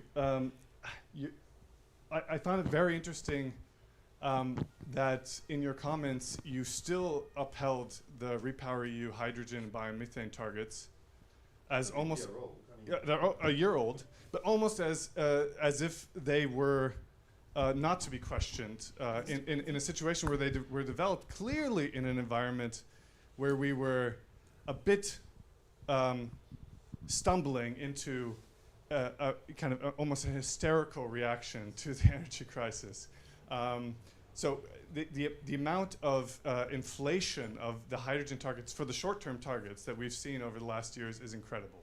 I mean, before the last this European Commission, we were also we were very strongly recommending that hydrogen is a big part of this commission, and the numbers that we put out at that time seemed huge, but they were very ambitious, and they were actually similar to what the gas companies were putting out at the time. And now over time, those numbers have just gotten bigger and bigger and bigger and so inflated for what can actually be achieved in the short term that we really need to question them. And so, I mean, maybe you could just respond. I mean, I don't want to be the one just kind of challenging people and then directly responding, but feel free to. I'd just like to, is incredible worse than preposterous? No, seriously. Sorry for my language. No, I love it. Look, fair enough. I think most people would think that we need a kickstart and we need a challenge. And so, I mean, you got two nice round numbers there, 10 million tons. You probably know how much BCM equivalent that is, right? About 17 BCM equivalent of gas. So if we were to succeed in the 10 plus 10, you're bouncing along at, help me out, James, 4% of total current gas consumption. That gives you a sense, maybe, but it's that order of magnitude. I mean, that's the scale of the challenge if we're going to bring hydrogen forward. And you heard what Andrew said, it is fundamentally important. Hydrogen is not the magic fuel. It's bad when it leaks. Hydrogen is not the answer to everything, but it is certainly a fuel we need to bring to the fore in hard to abate sectors, and you know them as well as I do. Just if I could pick up what Andrew said about that, we very much have as part of our remit in the energy platform to begin thinking about how we can jointly purchase hydrogen. Joint purchasing is all the rage now. The critical raw materials are starting to think about that too. And by the way, biomethane producers, come on down. Put your biomethane into the platform. That's possible. It's difficult because it's locally produced and distributed. It's not self-evident how that biomethane can plug in. But we need to try these things. So I hear you. You can question the targets as much as you like, but we're going to need to do something. And the signal we're doing with those hydrogen targets and with the hydrogen bank is you got to get it going. It's not going to happen on its own. So do you accept that? Is that a preposterous reply? Am I now allowed to? Yes. I would like to spread the word a little bit to some others soon. So please bring your contribution to a close soon. Yeah, please. I'd rather just ask I mean, I'd love to talk about that, but maybe you can do it bilaterally exactly, or something. Exactly. Yeah. So my last question or comment would be to Andres, who you made this point at the beginning. I just thought it was very interesting that the study itself was not so much a study on gas as it was on a broader transition framework, so to say. And I think that's very important, or not important, wrong word. It's a very interesting comment and observation. That's better than preposterous. Because I think it's no. Go on, I'm just provoking. Yeah, my questions were meant to be provocative, obviously.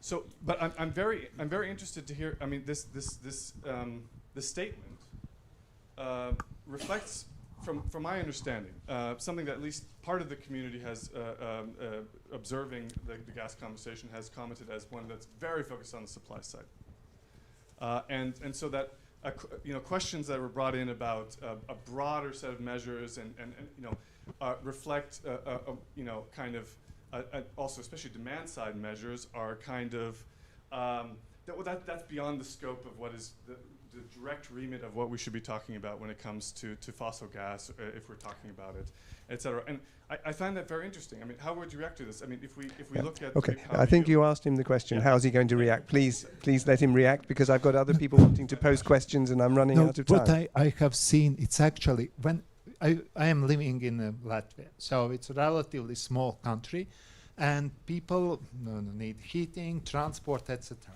When you make a transition plan, you can't address everything. Yes, there are EU targets, but you need to build strategies on demand. For example, if I connect, like Vienna was a very good example. Actually, it is in the report. So if I would say Vienna has made a huge transition because they used to have an idea that there could be green gas, but she comes to the logical solutions that you have, where in one part one policy in another, and it will be consistently realized, because there are a couple of things that you build bottom up, but you can't have so many choices. You can't expect that somebody will come to me with district heating, with green heating, green gas heating, etc. It is dependent on the city planning. So it's there. So, and I think report is very clearly identifying the choices that there are, and this is easy to follow because if you read EU directives and regulations, they are complicated. This is a rather simple and easy to communicate and convince people to do things one way or another way. Thank you, Anders. I have a question here. Could you please announce your name and pose your question? Is this on? I hope so. Is it working, this microphone? Does it work? Yeah. Okay. So this is Frida Kinninger from Food and Water Action Europe. A little bit higher volume because we can't hear her. I hear. I'm surprised that I have to agree to a part of a phrase that Mr. Watson says, that we have to look at realities and not at aspirations. Sorry, your affiliation was? Frida Kinninger, Food and Water Action Europe. Food and Water Action. Okay, Europe. sorry, It's thank very you. long. FWAE. Yeah. So in terms of the realities on the ground, and given that Mr. Baldwin mentioned that we have a big influx of US LNG, I wanted to also make a little zoom in into what's the reality on the ground, in fact, and that there is an extreme form of environmental injustice, environmental racism, with places that are calling themselves sacrifice zones, cancer allies, with people having a expectancy of dying of cancer 40% higher than anywhere else. So this is the place where we get US gas from. Almost all of this is fracked. So already today, with the LNG influx, over 12% of the gas we have in Europe is fracked, and we know what that means in terms of health for people, air pollution, etc., as well as methane emissions, which can be as much as 12% or even higher there. So an environmental and climate disaster, in fact. And so and the question is, we have had good language introduced from the European Parliament on emissions, looking at imports, but there was actually almost nothing from the Commission on imports and methane emissions there. So I'd be interesting to know on what, if there is any view on the trilogues going on, and whether we would say we would leave this up to the US folks to do, or whether we would deal with this in Europe. And just to say that people on the ground there, they do measure overstepping of air pollution limits that are 100-fold. So it's not that this problem is taken care of. And lastly, just to move to hydrogen, I agree with some comments before on there being a big risk as well of just wiping away the issue of decommissioning infrastructure, etc. By the way, I don't really believe in the term temporary gas infrastructure, because there need to be contracts linked to that, there are gas extraction linked to that, etc. And infrastructure is around for 40, 50, 60, 80 years. But on hydrogen, if we look at the projects put forward, this is really purely put forward to 80%, 90% by the fossil gas industry. If we look at the projects of common interest being put forward for infrastructure, this is 2/3 are looking at transporting fossil hydrogen. So it's just an urgent call to not prolong the life of gas with hydrogen. Thanks. Thank you very much for that. I think, Matthew, you were somehow in the spotlight for at least part of that question. And Anders, I come back to you in a moment. You're sure. First, thank you for bringing that passion to this debate, and we need it. And I recognise the power of a lot of these arguments. Look, the crisis last year put a lot of politicians in incredibly difficult positions, green politicians across Europe. Back to my sort of trifecta of what energy policy has to do. It has to deliver security of supply. And, I think, I'm speaking very personally here, I was rather impressed by the courage of a number of green ministers who did what they had to do as energy ministers to bring things through. Now, we could debate that, but that was tough, right? Yeah, okay. Now, you say there's no such thing as temporary infrastructure. Well, yes, there are. I mean, floating gasification and storage units are precisely there to address, and as green governments looking at that as part of their insurance policy to bring LNG in. And again, it's part of that responsibility that people need to bring. I don't think anyone is naive about the difficulties, the cost, and the environmental implications on methane. So let me just say a word or two about that. We are acting not just in relation to our domestic legislation, and thank you for the nice remarks. It is very important we start with transparency. It is very important also we build in review clauses. I hope that stays in the legislation. By 2025, the way we see the world, gas markets will be, I hope, a bit less tight than they are now, and buyers, like the European Union, should be in a position to choose a bit more which gas they're getting. I know the basin to which you're referring to in terms of its high methane emissions, and Andres knows far better. But the reality is, it's not just there. There are 250 billion cubic meters of gas which are leaked, flared, or vented, and are wasted. They're wasted for countries that are not getting the full value from their effort, and we need to address that. So, last point, we're working not just in terms of domestic regulation, we're also working in terms of international action. We're now working with a group of countries to tighten up the work on MMRV. We're looking at ways we can do more on methane abatement and more in terms of security of supply. So watch this space, not just for this COP, but beyond. We're going to be coming with more initiatives to address this. Probably the last time I get to speak, so good that you brought in the local perspective with Vienna. And we've got a great program here in the European Union called 100 Climate Neutral Cities by 2030. Babies, yeah. My baby, which I had to leave coming to DG ENA. And Vienna's doing great, but Vienna's only doing it by 2040, so shame on them. And I know my last point, I know we're not, you couldn't possibly expect me to comment on, as you said, William, that Andres being your favorite European commissioner. So I'm just going to say what a pleasure it is to listen to him speak about these So things. could I just see how many more questions we've got? We've got two here, and Nathan, you want to say something as well. Can I take the two new people first? So first, please, Domenico. Thank you very much. We still have in the European Union more than 250 coal-fired power plants. I have not seen in any of the EASAC presentation the possibility to use nuclear and especially small modular reactors in order to swap that coal-fired power plants. Do you feel that this is an option for the future? Is it a wishful thinking, or is it something that we should go through? Thanks for your comments, especially maybe Mr. Piebalgs. Yeah, maybe I combine a couple of questions. I just respond immediately to say that you need a search engine when you look at this rather long report. But if you hit your magic word nuclear, you will find a few words about small modular reactors and the big ones. And our message was we didn't think it was going to contribute in the time frame needed for the global warming priority in the short term. I know from our discussion at lunchtime that may be something you reflect upon, but have a look at what we said and then shoot me. Please, your colleague, please announce yourself. Yes. Angelo Giorgio Irizio, Euratom Research. I have a question. The 10% of the methane that has to be used for the liquefaction process has an intrinsic loss. This could be considered in the green label that is given to liquefied methane in comparison to the one that is delivered via the pipeline, has been taken into consideration, because we are speaking here only of the leakage of methane, but also has that 10% yes, been taken into account? I don't know.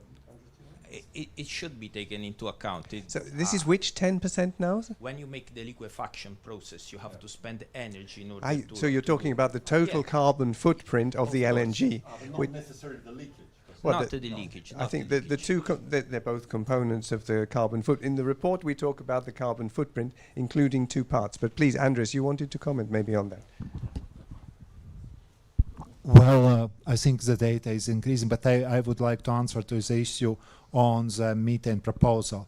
There is a transparency. Commission invested also in IMEO, really one of the tasks to prepare a methane supply index, or at least provide transparency for market actors, how much it is. And we should also, well, not necessarily blame US for producing gas where there is IRA makes a clear regulation. Its standards are increasing.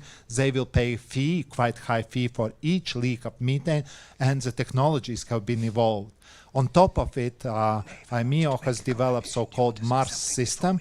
We're using satellites. You really see where the emissions are, including US. There is a report submitted and actions to be expected. So there are processes going in it. And I think with methane, we are on the right track. We started late globally. That's the problem, but not now, I would say. And also for liquefaction, when you take the whole stream, as I mentioned also in methane legislation, it is from well to wake. So methane in the whole value chain, CO2 in whole value chain, and nitrate oxide in the whole value chain. So you take everything.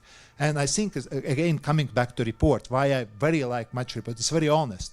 About heat pumps, there is also gas in there with a very high warming potential. Not every heat pump is necessarily good. There are bad heat pumps, and that is in the report as well. So that's why I'm saying this report is a very shortcut in really on all the issues that you need to take into account when you make transition. Thank you very much indeed. I have contributions from our two co-chairs. Is there anybody else who wants to raise a question? Because we have only a few minutes left now before we close. Then I take first Naven and then Anna, and then we will see if there's any last points that need to come from the panel. But I want to try to end more or less on time. So Naven, please be brief and give us a punchy message. Yeah, I don't think we actually need to start hydrogen economy. 2% of final energy demand in Europe is hydrogen already. So why not replace that hydrogen with green hydrogen? We have enough of hydrogen demand to do that. We don't need to waste hydrogen by blending it. In order to use it in sectors which will not use hydrogen in future, like heating, we should concentrate on industry where we will be using hydrogen in the long term. And there is, I don't really see any barrier to starting doing that tomorrow. And I think European strategy is quite clear that we should go that way. Thank you, Naven. If you just give the microphone to Anna. Thank you very much. So for me, the final observation is that we actually wrote a report. The key message for me as a German living in Norway is that we agree that even in the short run, we will have to phase out unabated natural gas. And the second message is from a science perspective, and we are not making the policy in there. We also agreed in the report that this is not on hydrogen per se. I think there's need for further elaborations on a hydrogen economy, but this is not what exactly this report is about. And I think we were pretty clear about that because there's too many open questions. Thank you very much. So we have a few moments left, I would say 4 minutes or something total. I'm going to pass the microphone very quickly for really a punchy last push, please. Difficult. So first, thank you. I enjoy it. It was a kind of a break from amendments today. And yes, to see friends also, yes. We have a lot to do in very short time. So let's do it hands-on, because I'm now doing the electricity that should be already the last package, concrete terms, and still not done by member states. So this is a challenge. Please. Yeah, I'm not going to say anything on substance, just to say how hugely enjoyable this is. And in the Commission where we tiptoe around each other and we're all polite to each other. So I appreciate the challenge, and I appreciate the frank thinking, and apologies for being the newest boy in the class who probably got some of his facts wrong. Yeah, I'd like to thank you to inviting us for inviting us to to speak at this event. I mean, it was a pleasure. One thing that I want to mention is bringing again myself as well the example of Vienna. What consumers need is clarity over what heating solution they need to adopt in the future. At the moment, most consumers, nobody knows what they're going to, how they're going to heat their homes, and it's massively important if we want to replace those 65 million gas boilers that we have. That 65 million consumers are individually equipped to choose the heating solution that is best for them. So what we would like to see in the future is, again, what Vienna has done. All municipalities doing that. Energy Efficiency Directive luckily has something on heat planning requiring municipalities to develop heat plans. We hope that this happens as fast as possible and communication is as effective as possible and as easy to understand for consumers as possible, because we really need to bring consumers on board to achieve the energy transition. Thank you. Keep up the speed, we're doing well. Yeah, okay. There's been a lot of discussion today around methane leakage and hydrogen transport and whatever. So I would just encourage everyone to bring the discussion back to what really matters and what is the most efficient. That was my initial comment, which is really renewable electrification as fast as possible. Then we don't need to discuss all these things anymore. I'm okay. Go on. I would just quickly respond to Nevin and say, indeed, the European Commission have set the target for green hydrogen to be in industry, a little bit in transport. So I think what you want is what's going to happen. There's already a hydrogen grid, 1,000 kilometers of it. It's going to be obvious that this is going to be the place you're going to start. It's privately owned, so you're going to have to speak to Air Liquide and Air Products. But that's the direction that I can honestly see that it will go. And I think that they're not particularly too pleased about it. The other point is that on the Energy Efficiency Directive, also through the European Parliament, we see the development of those local heating and cooling plans. And at Eurogas, we fully support that. We fully agree that it should be done from the bottom up. Communities must own their heating for the future. I would therefore disagree with Nevin when he said there will be no hydrogen in heating. Well, I've been to Berlin. I've just seen CHP being installed, replacing a coal one, which is gas, which will take at least 30% hydrogen by 2030. So there will be hydrogen. It'll be in district heating. Maybe it won't be in everybody's homes, but district heating will definitely have it. It's also in your study, because I discussed it with Matthias on Monday night. Agora Energiewende also see that. So I don't think we can say there'll be no hydrogen heating, because it will be in district heating. That's clear. And I'll finish there. Thank you. No, I promise not to speak anymore. But I would say just one thing that we need to be more proud what we achieved. We lived through the winter. I mean, that is industry, governments, European institutions went well. And today I saw also some statistics from Latvia. It was very turbulent year, but indebtedness for heating has not increased. That is big surprise for me, because the prices have been up. It was not all compensated. So there is also some price elasticity where households have been adapted. I know these figures need to be taken always with some caution, but we have done extremely well in very difficult conditions. That's why I would say we should be also more confident that we will make also this climate transition. So we should have a bit trust in our ability to make things. Well, thank you very much. Thank you all. Thanks in particular to the panel for this lively discussion, and thanks for the audience for being here. On behalf of EASAC, I would like to close this session, but not without having thanked also the co-chairs of the working group and Bill Gillett for producing this wonderful report. And finally, before we maybe have a round of applause for everyone on the panel and for the members of the working group, I would like to mention that there's still coffee outside in the hall. There's still also some lunch if you're still hungry after, and that will also be a wonderful opportunity to continue discussions and to follow up on some of the questions that haven't really been answered fully. So thanks once more, and I hope to see you here in the hall. And finally, there are old-fashioned printed copies of the report. Feel free to take one. We're trying to be careful that we don't just hand them out in big numbers, but if you really would like to have one, please take one along.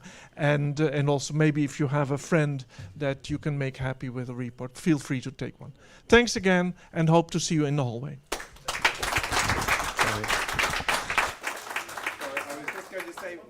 One last thing, if you or your colleagues want to see again this event, it's available, will be available on YouTube via the EASAC website. So please feel free to tell somebody if they want to see what was being said. Good. Thanks. Thanks.